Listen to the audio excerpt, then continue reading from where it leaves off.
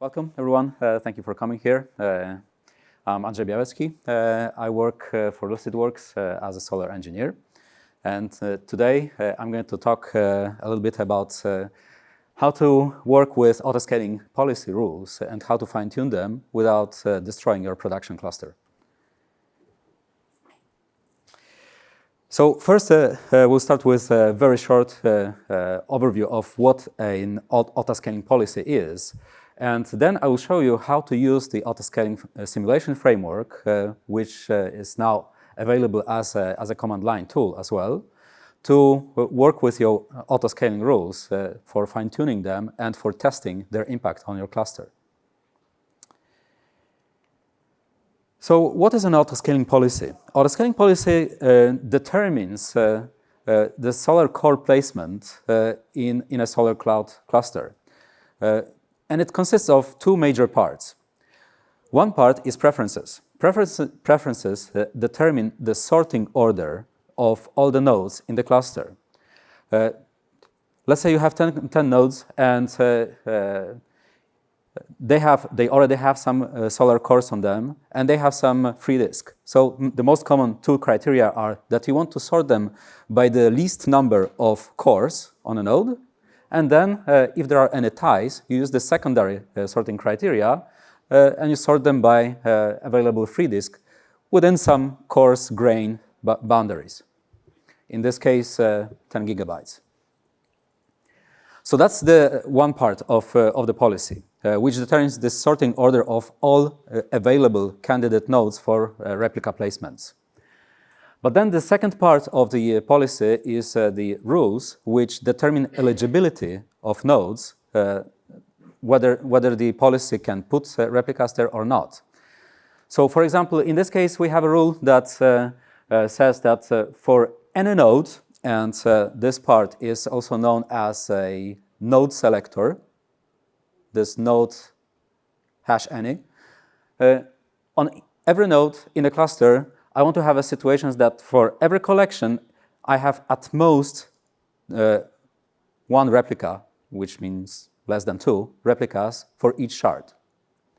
In other words, I want the replicas for each shard evenly distributed across the cluster. So here is an example of a cluster policy. And what is the impact of this cluster policy? Well, it impacts basically everything. Whenever you create a collection, the policy determines when the replicas are placed on the cluster.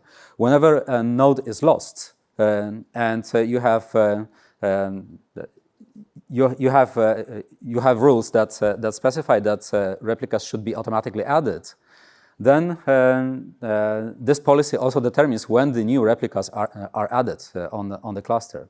So it has a tremendous impact on the eventual layout and the balancing of cluster utilization. So in this case, we have an example cluster policy that minimizes cores and maximizes free disk. That's the sorting order of all candidate nodes. And then, in order to determine eligibility, whether replica can be placed on one of the top candidates, we say that, okay, in this case, on a node that is designated as an overseer, I don't want to put any replicas. Replica equals 0, right? And on every other node, I want to put at most one replica of any given shard on any node. That's a very common rule set. Now, the situation becomes a little bit more complex if we want to use named policies. And named policy can be used whenever you create a collection. One of the collection create parameters is the name of the policy that will be used for this collection.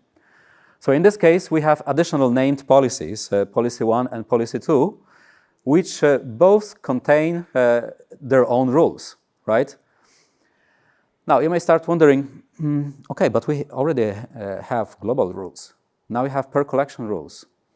How do they play with each other? That becomes a little bit confusing, right? So let's try to figure it out. So we have something called an effective policy, which is a combination of the global rule set and the named policy rule set, which is applied to a particular collection. So in this case, the principle here is that the effective policy can contain only unique node selectors. So in this case, we are starting with policy 1. We have this rule here. And then we try adding rules from the global rule set. But you can see that we have the same node selector here. So the named policy rule trumps the global rule. So in the end, we end up with this rule set. This one comes from the policy 1, and this one comes from the global policy. Let's take a slightly more complicated example. In this case, policy 2 has a node selector which considers the disk type. For those nodes that have a disk type SSD, I want to put more replicas on them. Whether that makes sense or not in reality, it's irrelevant. It's just an example. So what is the effective policy 2? Well, we have this rule, and because the node selector doesn't appear here in the global rule set, then it stays here, remains here, right? And then we simply append all these rules here. Are you confused yet? It becomes very quickly confusing, right? Especially as you start working with more and more complicated rules, and the layout of your cluster becomes more and more complicated. This sort of figuring out what is the effective policy and what is the meaning of these rules becomes very quickly very confusing. So the first question is, how do I know what is the effective policy? And what to do if the actual replica placement ends up differing from what I expected? And then the next question, logical question, is how should I modify my rules in order to get the desired layout of my collections over the cluster? And maybe even more important question is, after all this tweaking, will I eventually end up with a well-balanced cluster? It would be a risky proposition to make these tests on a live cluster. Your boss and your customers probably wouldn't be happy. So that's why we have come up with a simulation framework. Simulation framework allows us to test the simulation code, and not only just the policy, but also triggers, listeners, and other stuff, all related to autoscaling, without actually damaging real clusters or building huge clusters. There is one test in the code base, in Solr code base, that tests the behavior of autoscaling on a virtual cluster consisting of 500 nodes and indexing 1 trillion documents. I challenge you to do this on a real cluster. It will be very costly. So that's why this simulation framework is very useful. It provides an API for unit testing, and also, what is probably very important for our use case, you can save and then later on load an autoscaling snapshot. A snapshot is just a collection of all data that is needed for performing these policy calculations and simulation of results. What would happen to the cluster layout after we applied these suggestions that the policy generates? So this is available as a command line tool. And you invoke it by executing bin/solr autoscaling. If you add -help, then you will get help, unsurprisingly. So maybe the most important factor when using this tool is that in order to tweak these rules and run these simulations, it does not require you to have access to any live Solr cluster. Well, the first step does require this, because you need to take the snapshot of a live cluster. But once you have the snapshot, you can tweak your rules, you can test them, and you can simulate the results without actually accessing live cluster. So this gives us a clear recipe for this simulation-based tuning workflow. You basically start with taking a snapshot of a live cluster. Once you have this data, maybe you're not the expert. Maybe your colleague next door or in another department is an expert. You can give them this snapshot. They don't have to access your cluster. Additionally, this snapshot can be anonymized. So if it has some sensitive data, like collection names or node names and ports, it can be anonymized. All this information is redacted in a consistent way, which still allows you to run these simulations. So you modify the autoscaling JSON file to define your policy, which you think will improve the balance of the cluster.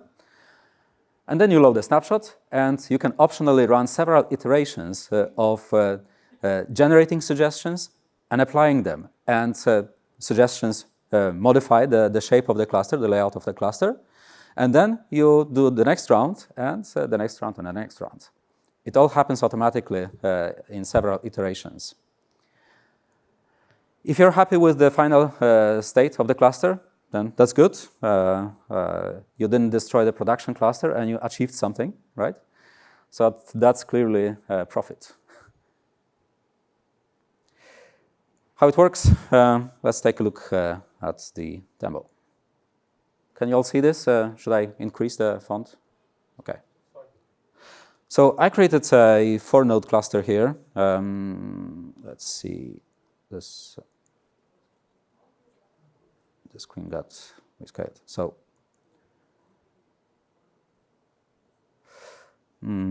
yeah, and I created a collection. Getting started, that's a well-known name. This collection consists of 2 shards and 3 replicas in each shard. So in total, we have 6 replicas across the cluster. And you can clearly see this in the Solr admin interface, right? We have 4 nodes and 6 replicas. Can we get an even balance, even spread of replicas across this cluster? Well, obviously we cannot, because we have 6 replicas on 4 nodes. So it stands to reason that some of the nodes will have 2 replicas, right? So we cannot improve this. We can only make it worse. So let's try to make it worse. I defined an autoscaling JSON file here, which says, okay, cluster preferences are typical, but at any point, I don't want to have empty nodes. On any node in the cluster, I want to have at least 1 core on any node, which is reasonable, right? But for those nodes that have a port greater than 8,000, that's just an arbitrary rule. Maybe they are located in a closet somewhere, and I want to decommission them slowly. I want to have exactly 1 replica, no more, no less. So let's see what happens if I apply this rule set to our current cluster.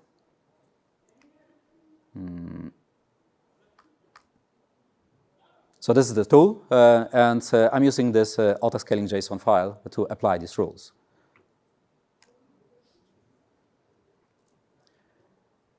So the tool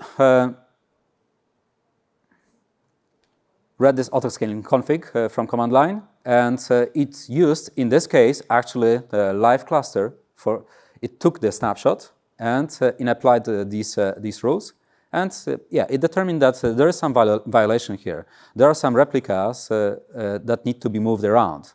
And it's specified, okay, we have to move this replica to another Solr node with a port less than 8,000, right? Which was what the rule set said. So let's take, for example, another rule set. In this rule set, I decided that I want to always have less than 2 replicas on any node. Is it possible in this case? No, it's not possible, because I have 6 replicas and 4 nodes. So let's see what is the behavior of the simulation in this case.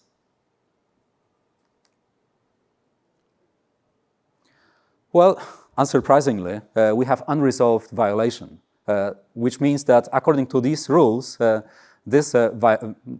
current state violates these rules, and there are no suggestions that we can make to resolve them, because it's impossible to resolve them.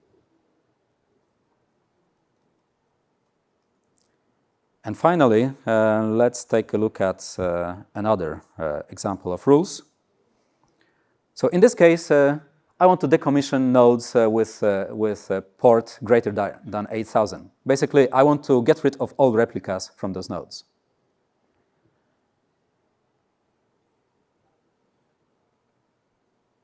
Let's execute this. Yeah, and it generated several suggestions and moved several replicas from nodes that with the port greater than 8,000 to the remaining nodes. We can save a snapshot of this, and we can actually see if these are all the suggestions that are needed to satisfy these conditions by running several runs of the simulation. So simulate, and we want to save the results of the simulation in a directory .snapshot. So it scrolled too quickly, probably. Let's see, where was I? Here, right? So you see that it executed several steps of the simulation, running until it ran out of the iteration steps, or it ran out of any suggestions to apply. So in this case, initially it generated 4 suggestions, basically moving all the replicas from nodes with ports greater than 8,000 to the remaining nodes. And after that, it didn't have anything else to do, so it's terminated. Here is a small script that uses that parses the output of the saved state of the simulation to show you what is the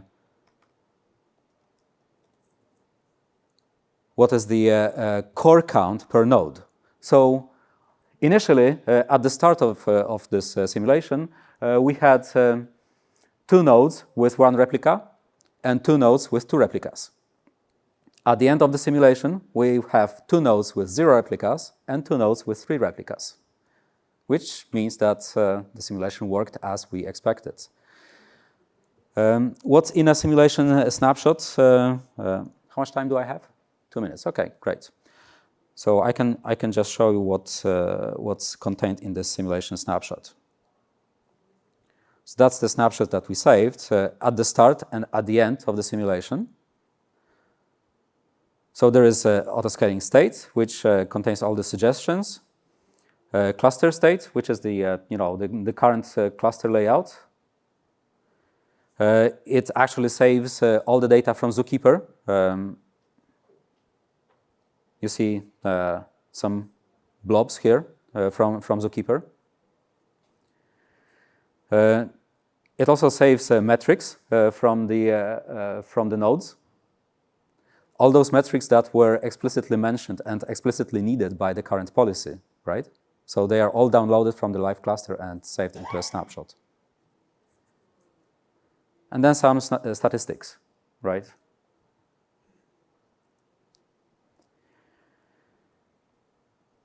So that's it for the demo. So to summarize, autoscaling policy rules, creating these rules and tweaking them can quickly become very confusing. So it's good to have this command line tool for testing your assumptions and testing your attempts at improving these rules and seeing how they actually affect a simulated cluster without affecting the real cluster which is in production. So that's more or less what I have today. Are there any questions? Do we have any time for questions? Yeah, please. What if you take a collection and do some shard splitting, where before you had some rules that said no more than X number of cores maybe on a given machine, etc. But you get to a point where you're outgrowing what you have. Could you get to a point where you don't violate the rules, but then you do, and then that? Oh yeah, definitely, definitely. But then what? How do I get informed of that? Well, there is in the Solr admin UI, there is a screen which says suggestions, and there you will get unresolved violations. Either you get suggestions that can be resolved and you can apply them. There is a button to actually execute the suggestion, or you get unresolved violations, and then you have to grow your cluster or change your sharding or whatever. Having not used it, it's maybe somewhat of a silly question, but it's always doing it based on suggestions when you're actually applying, right? It's not actually automatically applying. Once I put my new policy in place. Right. So the question is whether it does not automatically apply these suggestions. You can create an autoscaling trigger that automatically will apply these suggestions, but that was deemed, at this stage of development, it was deemed too risky. I'm so sorry, guys. We got to wrap it up Right. to transition to the next Thank you. speaker. But thank you so much. I'll be outside if you have more questions. All right.